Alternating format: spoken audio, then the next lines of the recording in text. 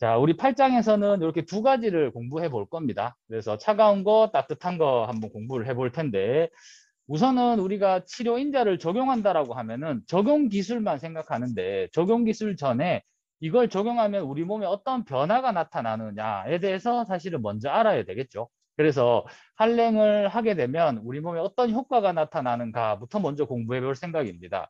그럴 때 세 가지 큰 틀을 갖고 있습니다. 혈류에 대한 효과, 신경에 대한 효과, 대사에 대한 효과, 이렇게 세 가지가 있거든요. 한번 찬찬히 보도록 하겠습니다. 우리 교재 147페이지 오른쪽에 보면은 한랭 효과 중에 첫 번째 해당하는 혈류 역학 효과라는 게 있습니다.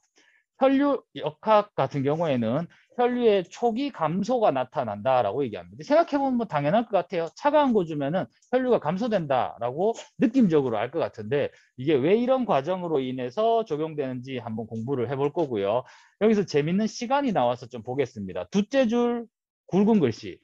혈관 수축은 한랭 적용이 지속되는 동안 계속되며 15에서 20분 이하로 제한된다라고 얘기합니다. 차가운 한랭 치료에서는 대부분 10분에서 15분까지만 사용하라 그럽니다. 그 이상 하지 말라 그래요. 근데 우리는 그냥 모르고 있을 때는 발목 삐었다 이러면 차가운 거 덮어놓고 오랫동안 있으려고 하거든요. 그거 정말 비추천입니다. 시간 개념이 왜 그런지 한번 잘 배워보도록 할게요. 자, 한 장 넘겨보면 여러분들 표 8.2번에 이런 그림이 나옵니다. 근데 제가 방금 적은 것처럼 저렇게 저 부분에 1, 2, 3번이라고 좀 적어주세요. 혈류가 감소되는 기전 1, 2, 3번이고요. 혈관 확장제 같은 경우에는 우선 여기서는 X 표시해 둡니다. 얘는 뒤늦게 나타나는 거고 정상적이면 안 나와야 되는 거기 때문에 그냥 무시하도록 하겠습니다. 자, 그렇게 1, 2, 3번 적고 나서 우리 설명을 한번 들어볼게요. 자, 차가운 온도가 도착했습니다. 그러면 우리 피 같은 경우에는 온도가 낮아지니까 끈적끈적해집니다. 그래서 그걸 갖다가 점성의 증가라고 표현해요. 피가 끈적끈적해지면 잘 흐를까요? 잘 흐르지 않을까요?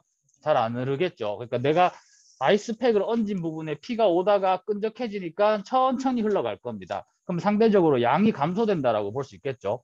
그 다음에 두 번째는 차가운 그 자극 자체는 열 수용체, 그러니까 열이라는 거는 뜨겁고 차갑고 다 포함되는 겁니다. 에 대해서 감각 자극이 들어가고 그 감각 자극 때문에 우리 혈관을 이루고 있는 민문이근이 수축하게 되는 현상이 나타납니다. 그래서 혈관이 수축하는 반응이 나타나고요. 그리고 마지막으로 교감신경이 흥분한다라고 되어서 우리 여기 보면은 교감신경이 흥분해서 아드레날린 활성화가 나타나게 되면 혈관이 수축한다 그러는데 이거 좀 이상하죠. 아드레날린이 생각해 보면은 우리가 막 운동할 때 아드레날린이 분비되고 막 심장이 쿵쾅쿵쾅 뛰고 이런 느낌이잖아요. 근데 왜 저게 수축한다라고 이야기하냐면 교감신경과 똑같습니다. 교감신경이 흥분하면 우리 몸에 있는 혈액을 모두 다 근육으로 돌려보냅니다. 그러면은 내장계에 있던 것도 근육으로 빠지고요. 피부에 있던 것도 근육으로 갑니다. 지금 우리가 얘기하는 거는 피부에다가 표면열이잖아요. 차가운 갖다 대면 피부 주변에 혈액이 감소된다라는 걸 설명하려고 하는 겁니다. 그래서 아드레날린 하면 왠지 혈관이 쾅쾅 뛸 것 같지만 피부로 보자면 감소된다라고 생각해 주면 되겠습니다. 그런 것 때문에 결국은 우리 혈류량이 감소된다라고 볼 수 있는 거죠. 재밌는 테마는 여러분들 148페이지에 이후 혈류 증가라는 테마입니다. 차가운 걸 적용하면 혈류가 오히려 증가된다 그래요. 근데 이렇게 증가되는 이유가 무엇일까에 대해서 이렇게 저는 두 가지를 좀 뽑고자 합니다. 이건 좀 적어 봅시다. 자, 우리가 앞에서 공부했던 거는 차가운 걸 주면은 혈류량이 감소된다라고 했습니다. 그러면 시간이 지나서 혈류량이 감소되면 우리 세포한테 가야 되는 산소나 대사물질이 부족해지겠죠. 그러면 우리 몸에서 그 주변 세포들은 혈관을 확장시켜라라는 전달 물질을 뱉어내기 시작합니다. 그리고 아까 전에 우리가 봤던 요 그림 중에서 혈관 확장제가 히스타민과 프로스타글란딘이 온도가 낮아져도 방출된다 그래요. 우리 이거는 염증 반응 공부할 때 봤었잖아요. 쟤들이 오면 혈관 확장입니다. 근데 쟤들은 뒤늦게 활동이 시작됩니다. 그래서 시간이 지나서 혈관 확장제가 방출되면서 얘들이 혈관이 오히려 확장돼 버려요.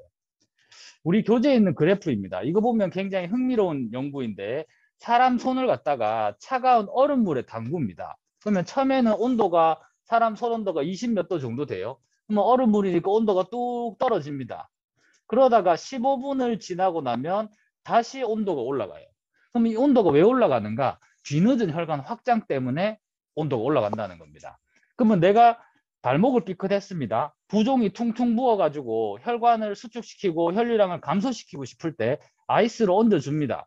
그러면 이제 차가운 걸 얹어줬을 때 15분까지만 얹어줘야지 이게 이렇게 감소되면서 부종의 감소가 나타나겠죠. 근데 15분 이상 넘어가게 되면은 오히려 혈류량이 증가되면서 부종을 더 악화시킬 수도 있다는 겁니다. 그래서 우리 냉치로는 10분 정도를 반복하라라고 얘기합니다. 필요하다면. 10분 동안 적용하고 조금 지나서 다시 정상 체온으로 돌아올 때쯤 또다시 10분 적용하고 이렇게는 계속 적용해도 돼요. 근데 한 번에 15분 이상 적용하게 되면은 안 좋다는 겁니다. 그럼 여기서 또 약간 좀 발상이 특이한 사람들은 또 이런 생각을 해요. 아, 그러면 차가운 걸 오랫동안 적용해서 혈관 확장 효과를 노리면 또 치료에 도움이 되지 않을까 이런 생각을 할 수 있거든요. 그래서 역시 사람이 연구를 해봤습니다. 149페이지 왼쪽 편에 신경근 효과 바로 위에 있는 한 4줄 정도 올라와서 냉각은 산소 헤모글로빈 분리를 감소시켜 조직에 산소를 적게 공급하기 때문에 CIVB는 산소를 공급하는 효과적인 방법은 아니다라고 얘기합니다. 이거 오랫동안 적용하는 거. 뒤늦은 혈관 확장 같은 경우에는 혈관 확장해봐야 나왔을 때 산소가 우리 몸에 흡수가 잘 안 되기 때문에 이렇게 혈관 확장 효과를 노리는 거는 상처 회복 촉진도 안 되고 이것도 안 되고 저것도 안 된다라는 겁니다. 그래서 결국은 차가운 걸로 치료할 때는 15분 미만으로 적용하라라는 게 결론이 났습니다. 자, 우리 교재에 나온 것처럼 이 부분은 시간과 관련돼서 혈관의 확장과 수축과 관련해서 이렇게 잘 연결시킬 수 있는 내용이니까 이렇게 기억을 해주면 좋겠고요. 아이고. 네. 그 다음에 두 번째 효과로 신경근 효과 한번 살펴보도록 하겠습니다. 신경근 효과 중에 첫 번째 나오는 게 신경 전도 속도가 감소된다라고 얘기합니다. 얼마 정도 하면 전도 속도가 감소되느냐? 149페이지 오른쪽 첫째 줄에 줄을 꺼보겠습니다. 조금 깁니다. 표면적 냉인자를 피부에 5분 이상 적용하면 신경전도 속도가 감소될 수 있지만 정상순환을 하는 사람에서는 15분 이내에 완전히 역전된다. 하지만 냉각 20분 이후에는 냉각의 지속적으로 인해 온도가 많이 감소되었기 때문에 신경전도 속도가 회복되는데 30분 이상 걸린다라고 얘기합니다. 그러면 우리가 신경전도 속도를 좀 낮춰야 될 때가 언제냐? 놓고 보자면 아프다는 걸 느낄 때. 우리 통증이 전달돼서 올라오는 거잖아요. 근데 느리게 만들면은 좀 덜 올라옵니다. 그리고 또 하나 중요한 게 언제냐면은 신경에 과흥분이 있는 상태, 긴장도가 높아졌을 때 아이스를 적용하면은 긴장도가 떨어집니다. 오늘. 그런데 왜 차가운 거 되면 깜짝 놀라니까 긴장도 올라갈 거라 생각하잖아요. 근데 5분 이상 적용하면 오히려 긴장도가 낮아집니다.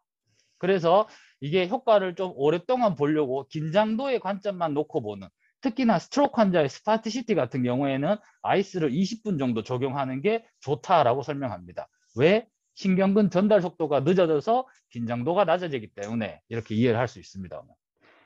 자, 그 다음에 두 번째 테마는 통증 감소 및 통증 역치 증가입니다. 역치가 증가된다는 말은 활동 전이가 잘 발생되지 않는 거죠. 문턱값이 높아지는 거니까. 자, 둘째 줄 끝에 줄 거겠습니다. 관문 조절 메커니즘을 통한 반대 자극과 근육 경련 감소, 감각 신경전도 속도의 둔화 또는 손상 이후 부종 감소 등이 포함된다라고 얘기합니다. 이게 보면 차가운 걸로 이용해서 할 수 있는 게 다 들어와 있어요. 관문 조절을 생각해 보면 우리 통증 자극은 가는 신경을 통해서 통증으로 전달됩니다. 근데 따뜻한 거가 대표적으로 굵은 신경 타고 다니는 거라고 배웠거든요. 근데 차가운 것도 굵은 신경을 타고 다녀요. 그래서 차가운 걸 주면 관문 조절 때문에 통증이 차단될 수 있다라는 거고요. 그 다음에 활동 전이가 잘 발생되지 않으니까 근경련이 감소된다. 더하기 전도 속도도 늦어진다. 그리고 순환을 억제하기 때문에 부종 감소도 나타난다라고 하는 게 그냥 여기에 다 들어와 있어서 한번 줄 거 봤습니다. 여기서 말하는 통증 역치 증가 같은 경우는 마찬가지 뭐 한 5분에서 10분 요 사이에 충분히 잘 일어날 수 있다라고 봐주면 되겠습니다. 자, 그 다음에 세 번째로 근력 변화입니다. 근력 변화 같은 경우에는 여러분들 책에 쭉 설명이 길게 되어져 있는데 정리하자면 이렇게 됩니다. 5분 미만은 증가할 수 있다. 할 수 있답니다. 무조건 증가는 아니고요. 할 수 있다. 20분을 하게 되면은 근력은 감소된다. 근데 사실은 저는 근력 변화 같은 경우에는 물음표를 가지고 있습니다. 이게 진짜로 될지 말지에 대해서 물음표인 이유가 왜냐면 여러분들 그림 8.5번을 한번 살펴볼게요. 어떤 사람이 연구를 해봤습니다. 냉각을 적용하고 나서 시간을 쭉 흘러가면서 그 사람의 근력을 평가해 봤는데 빨간색은 5분 이하로 적용한 짧은 시간에 대한 연구였습니다. 이렇게 짧게 적용을 하니까 근력이 증가된다고 보고를 했어요. 또 다른 연구에서 길게 냉각을 시켜봤습니다. 근데 길게 냉각하는 초기에는 오히려 감소를 보고했고 시간이 지나고 나서는 또 근력의 증가가 보고되기도 했다는 겁니다. 이게 이 교재에서도 마찬가지 내용에서는 요 내용 설명합니다. 5분 미만 증가, 20분 감소 설명하는데 이게 아닐 수도 있다라고 하면서 이 그림을 제시해주고 있는 겁니다. 그래서 근력은 사실 어떻게 될지 아직 잘 모르겠다라고 보는 게 맞을 것 같아요. 자, 그 다음에 경직 감소입니다. 경직 감소 같은 경우에는 우리가 앞에 이야기한 것처럼 머슬 스핀들의 감소라고 봐야 될 것 같고요. GTO의 감소라고 우리 책이 나와 있는데 GTO가 감소되면 오히려 긴장도는 높아지거든요. 근데 우리 책에 좀 잘못 적고 있어서 제가 한번 적어봤습니다. 결국 남는 거는 머슬 스핀들의 감소만 기억하면 돼요. 머슬 스핀들의 감소. 자, 이거는 얼마나 하는 게 좋을까는 150페이지 오른쪽에 두 번째 단락 10에서 30분 동안 지속되는 좀 더 긴 냉각이 필요하다라고 얘기합니다. 아까 전에 우리가 혈관 확장과 수축과 관련해서는 15분 이상 하지 말라 그랬어요. 그런데 근긴장도와 관련해서는 20분, 30분 해도 됩니다. 이거는 서로 다른 관점이기 때문에 길게 가져가도 된다. 자, 그 다음에 이제 마지막 신경근 효과입니다. 근육 수축을 촉진할 수 있다라고 얘기합니다. 근육 수축 촉진할 수 있는 기전은 거기 두 번째 줄에 줄겠습니다. 알파 운동신경 세포 활동을 촉진시키는 것으로 생각된다. 이러한 효과는 몇 초의 냉각에 대한 반응으로 관찰되며 짧은 시간 동안만 지속된다라고 얘기합니다. 다른 부분에서는 시간도 제시해줘요. 얼음 갖다 대가지고 수축을 야기할 때는 5초 정도 사용하라고 얘기합니다. 그러니까 깜짝 놀라는 정도 사용하는 거죠. 그걸 갖다 댔다가 딱 뗐을 때 수축이 잘 나타나게 되는데 근데 역시나 지속 시간도 굉장히 짧다라고 얘기합니다.